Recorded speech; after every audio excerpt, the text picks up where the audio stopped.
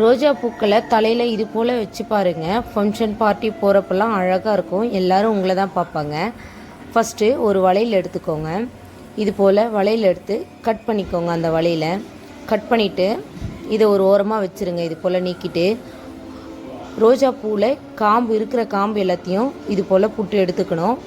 உங்களுக்கு எந்த மாதிரி கலர் பிடிச்சிருக்கோ அந்த கலர் எடுத்துக்கோங்க. நான் வந்து எல்லோவும் ரெட்டும் எடுத்திருக்கேன். காம்பினேஷன் நல்லாயிருக்குன்னு சொல்லிட்டு இப்போ எல்லா காம்பையும் வந்து புட்டு எடுத்தாச்சு. இப்போ ஒரு ஒரு ரோஜா பூவாக வந்து இதில் கவுத்து எடுத்துக்கணும்.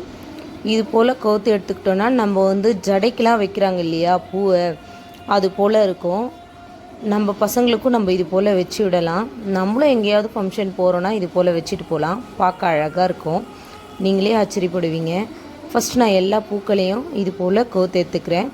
லாஸ்ட்டில் வந்து எல்லோ கலர் கொடுத்துக்கிறேன். கொஞ்சம் காம்பினேஷன் நல்லா இருக்குன்றதுனால இந்த லாஸ்ட் வளையத்தை இது போல் மடித்து விட்டுருங்க. அவ்வளோதான். இது எடுத்து வளையல அப்படியே வச்சுக்கலாம். ட்ரை பண்ணி பாருங்கள். வீடியோ பிடிச்சிருந்தா கண்டிப்பாக லைக் பண்ணுங்கள், சப்போர்ட் பண்ணுங்கள்.